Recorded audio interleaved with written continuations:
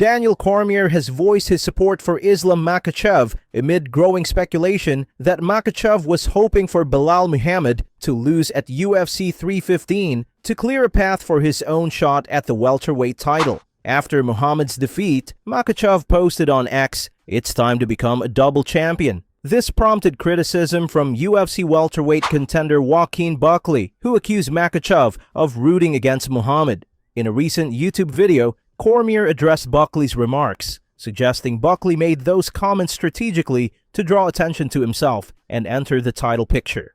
I don't think Makhachev was praying for Belal to lose. I know the guy. I don't think that that's in him to want to see one of his friends lose for himself to gain an opportunity. But what Buckley is doing, from the trolling of Ian Garry to now trying to target Islam Makhachev, it's one of the only ways he's truly going to find his way into those big fights that he wants so desperately.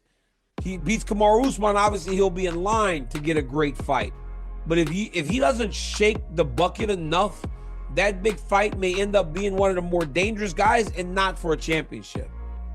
So I get what Buckley is doing, because if he can get Makhachev or Maddalena to Della Maddalena to pay attention, to acknowledge him, to even be pissed off at him, then it puts him at the forefront of everybody's mind. DC also revealed he turned down an offer to coach against Jon Jones in a Russian MMA reality show. Doing it while Jones is somewhere out in Thailand coaching a reality show, which, by the way, I was offered to coach against him prior, but I didn't accept it. I can't do a month in Thailand opposite side Jon Jones, especially when I can't fight that dude no more. I mean, he beat me when I was fighting. I can't really fight today. I'm 46 years old. Like, come on, man. I mean, I would do it for fun, but I'm not ready to spend a month in Thailand.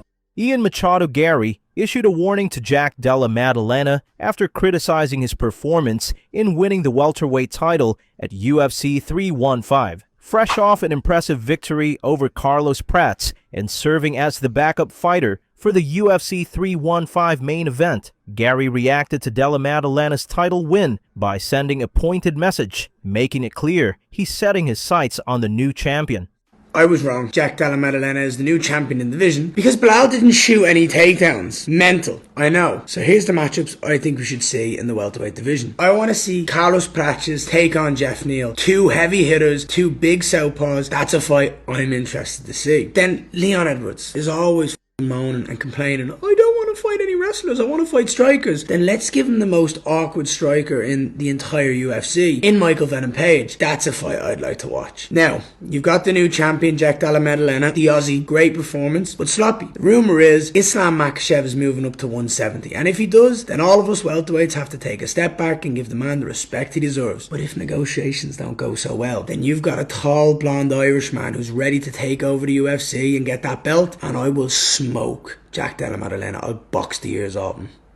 Belal Muhammad's title reign came to an end without a single defense, and he never faced top welterweight contenders like former champion Kamaru Usman.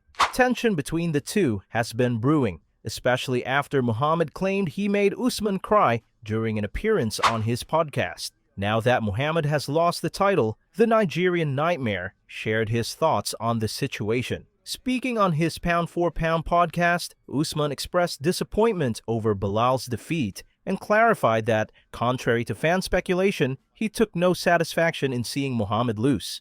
People get so invested in this game to where they think that I'm supposed to be happy because he lost. Why would I be happy because he lost? I hadn't fought him yet. You know, it wasn't that, yes, me and him weren't on, like, we weren't the best of friends. I'll tell you that for sure. But that doesn't mean I'm happy that he lost. And as a former champion, as a former pound for pound top dog, as far as, you know, not just with the rankings, but also as far as selling pay-per-views, I understand what this game is.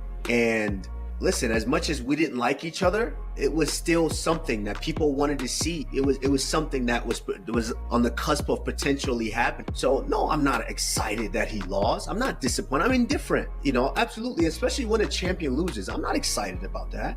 because it's difficult to, after you lose, it's difficult to get back. It's difficult to work so hard to get in there, step in there, and try to accomplish something and fall short. It's very difficult. So I'm not going to prey on anyone's downfall in any way, shape, form, or fashion. So no, absolutely not excited that he lost. Alex Pereira has reportedly declined the UFC's offer to headline UFC 317 in a rematch against Magomed Ankalaev.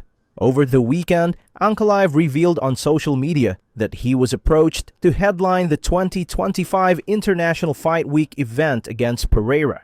MMA journalist Ariel Helwani later confirmed that the UFC did reach out to both fighters to headline the card on short notice, but Pereira turned down the offer. Additionally, Helwani stated he does not believe Pereira was hacked last week, suggesting that the controversial post came either from Pereira himself or someone on his team, likely expressing frustration with the UFC.